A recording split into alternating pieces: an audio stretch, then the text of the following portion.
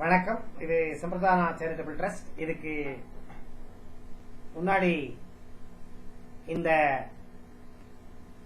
சுவாசிக்கும் நம் காற்று 5 வகையாக பிரிக்கப்பட்டு பிராணா, அபனா, உதனா, சமனா, வியானா அப்படின்னு 5 வகையா பிரிக்கப்பட்டு அது வேலை பண்ணுது உடம்புல.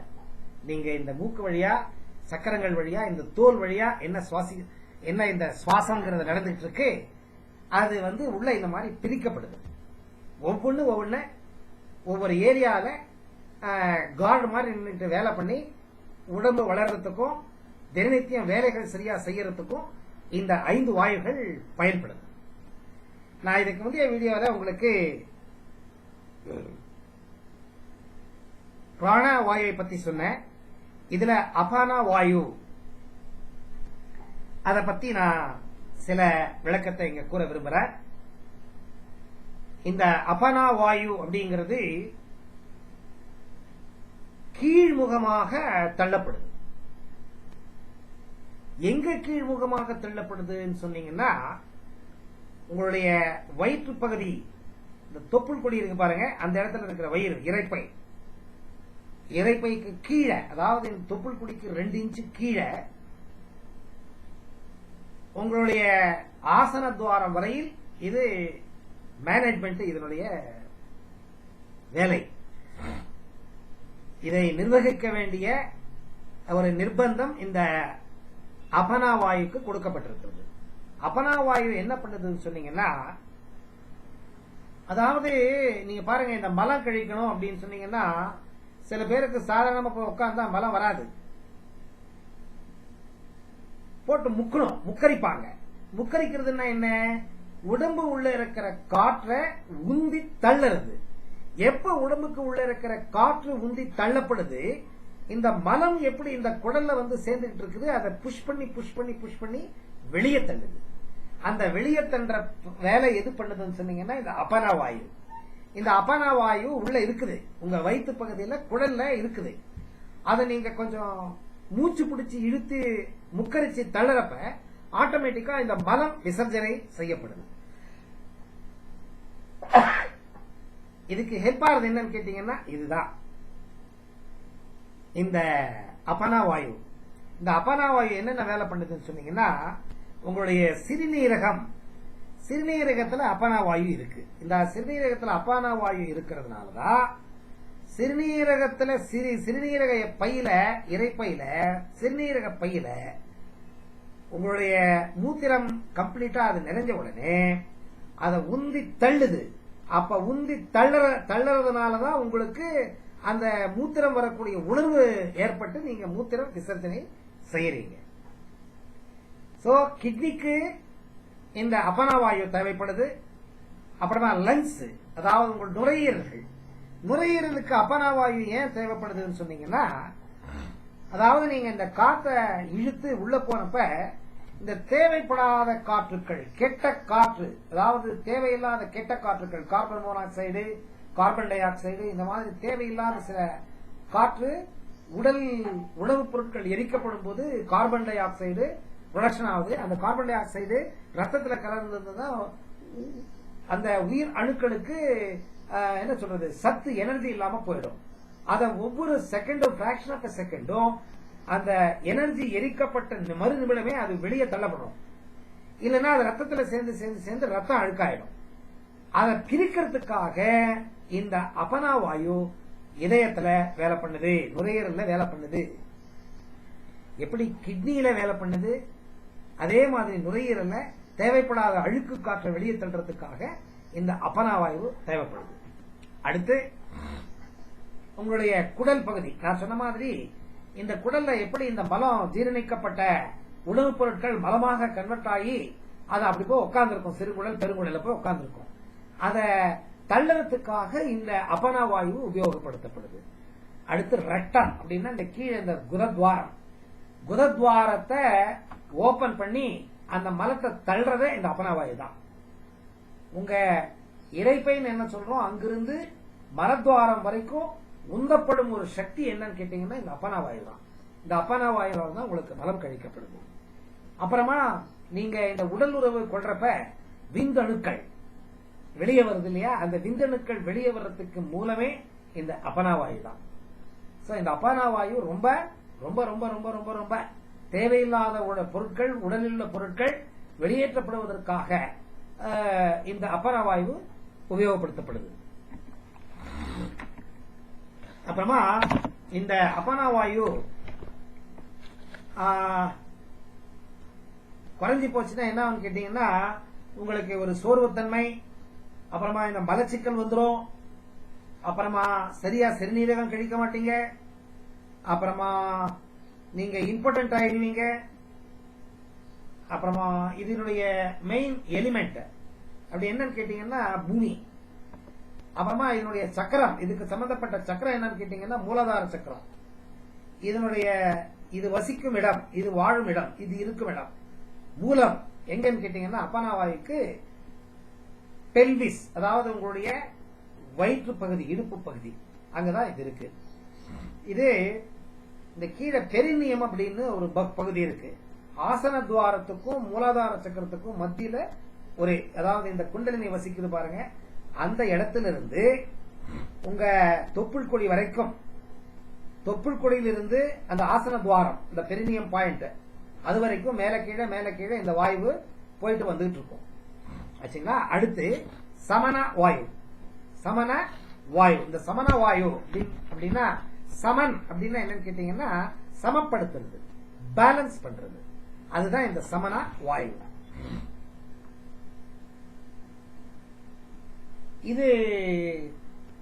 இது மேல் பகுதியில கண்ட்ரோல் பண்ணுதுங்க. எங்க மேல் பகுதியில கேட்டீங்கன்னா உங்களுடைய வயிற்றுல இருந்து ஹார்ட் வரைக்கும், ஹார்ட்ல இருந்து வயிற்று வரைக்கும், தொப்புள் கொடி, அதுதான் நேவல் அப்படின்னு சொல்லுவோம். அந்த நேவல் சக்கரால இருந்து உங்களுடைய அனகத்த சக்கரா வரைக்கும், அனகத்த சக்கரால இருந்து கீழ்முகமாக நேவல் சக்கரா, தொப்புள் கொடியிலிருந்து மேல்முகமாக இந்த சமனா வாயு என்ன சொல்றது, அந்த அழுத்த பிரஷர் அதை மேனேஜ் பண்ணுது. இது இந்த ஜட்ரா அக்னி அப்படின்னு சொல்றோம், கேள்விப்பட்டிருக்கீங்களா? ஜட்ரா அக்னி தான் ஜீரணக்கிரியையை பார்த்துக்கிறது. இந்த கபாலவாதி, பஸ்திரிகா அப்படின்னு 2 பிராணாயாமம் இருக்கு. இந்த 2 பிராணாயாமம் பண்ணீங்கன்னா இந்த பர்டிகுலர் சமனா வாயு அதிகமாக உள்ளே உந்தப்படும், தள்ளப்படும். இந்த ஜட்ரா அக்னிக்கு மூல காரணமே இந்த சமனா வாயு தான்.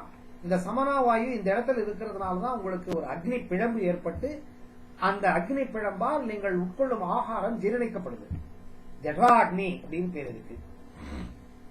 சோ ஜீரணக்கிரியைக்கு சம்பந்தப்பட்ட வேலையை பார்த்துக்குது. சுரப்பிகள் சரியா வேலை பண்ணுதா அப்படிங்கறத பேலன்ஸ் பண்ணுது. அப்புறமா இந்த அபனாவாயு பிராணவாயு ரெண்டுத்தையும் நிர்வகிக்குது. அபனாவாயு கம்மி இருந்தா அதை பேலன்ஸ் பண்றதுக்கு அதை தள்ளுது. அதே மாதிரி பிராணசக்தி எல்லா இடத்துக்கும் கரெக்டா சரிசமமா போற மாதிரி இது பார்த்துக்குது, பேலன்ஸ் பண்ணுது.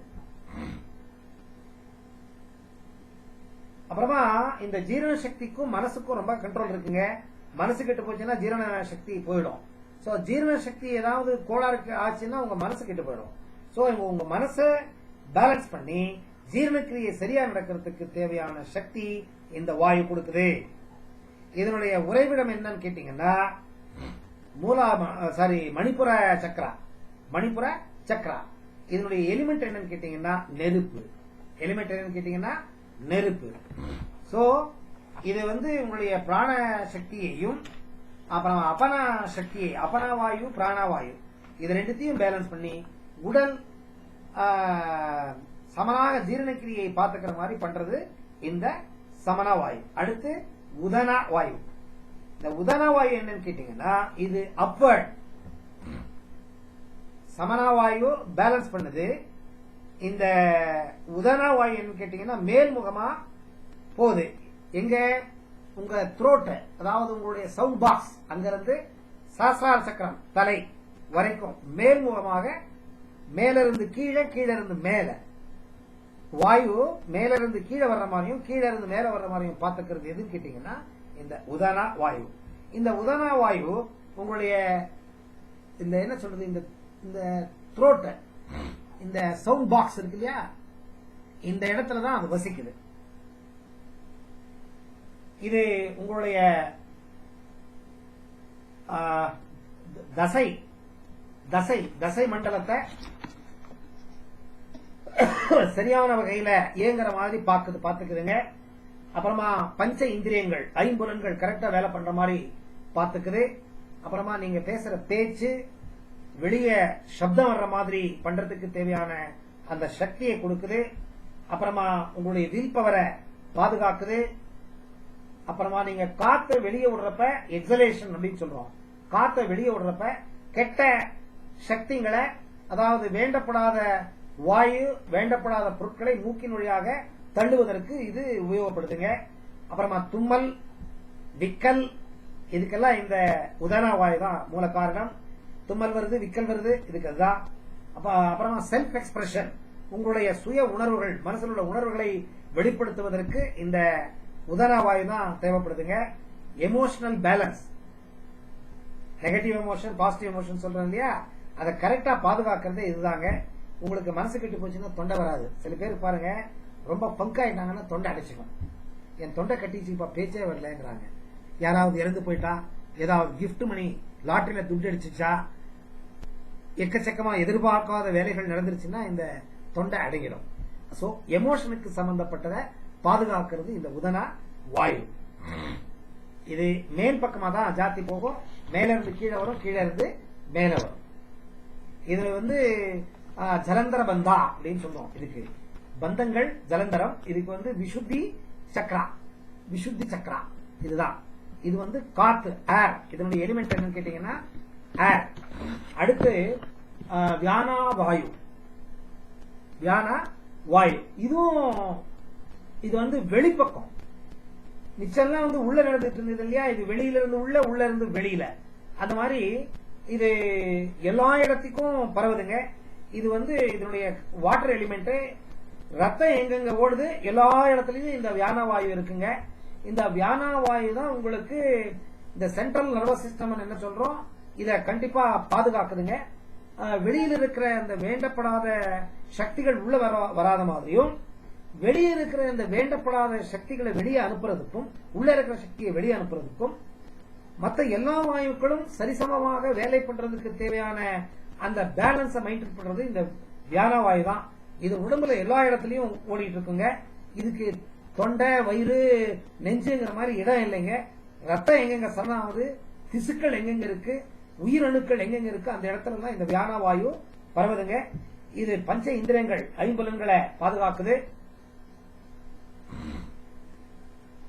இது உங்களுடைய நரம்பு மண்டலம், அப்புறமா எலும்பு, அப்புறமா இந்த இணைப்புகள், மூட்டு இணைப்பு, சதைகள், இதெல்லாம் பாக்குதுங்க. அதாவது உங்களுடைய உடல் மூவ்மெண்ட், போறது வர்றது, படுக்கிறது, எந்திரிக்கிறது, பேசுறது, இந்த மூவ்மெண்ட்டுக்கு சம்பந்தப்பட்டது என்ன இருக்கு அது எல்லாத்தையுமே இந்த வியானா வாயு தான் பாத்துக்குதுங்க. இதுல ரெண்டு வகை இருக்கு. ஒன்னு வாலண்டரி மசில், இன்னொன்னு இன்வாலண்டரி மசில்.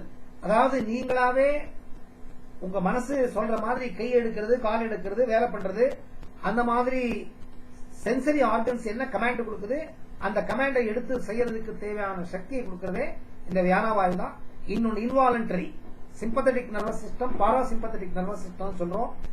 சிலது நமக்கு தெரியாமையே உள்ள வேலை பண்ணிட்டு இருக்கு. இதய துடிப்பு, ஜீரணக்கிரியை, இந்த மாதிரி நமக்கு தெரியாம, நம்ம கண்ட்ரோல் இல்லாம சிலதெல்லாம் மூச்சு, இதெல்லாம் சரியா வேலை பண்ணிட்டு இருக்கோம் 24 ஹவர்ஸ்னா அதுக்கு மூலமே இந்த வியானா வாயு தான். இது இதனுடைய எலிமெண்ட் என்னன்னு கேட்டீங்கன்னா தண்ணி. இது இந்த வேர்வை வெளியே வருது பாருங்க, ஸ்கின், அது உங்க தோல் இருக்கிற ஸ்கின் வெளிப்பக்கத்துல வேர்வையை வெளித்தள்ளுறது, அழுக்கு பொருட்களை வெளியே அனுப்புறது, அதுக்கு மூலமே இதுதான். இதனுடைய மூலமான சக்கரம் சுவாதிஷ்டான சக்கரம். இதனுடைய பந்தம் மூலபந்தம், மூலாதார பந்தா. சோ இந்த 5 வாயுக்கள் எப்படி உங்களுக்கு உடம்புல மேலே கீழே உள்ள எல்லா இடத்துலயும் பயன் கொடுக்குது அப்படிங்கறத பத்தி தெரிஞ்சுக்கிட்டீங்க. இதே மாதிரி இன்னும் நிறைய இன்ஃபர்மேஷன்ஸ் இருக்குங்க. நான் அடுத்த வீடியோல கொடுக்கிறேன். நன்றி, வணக்கம்.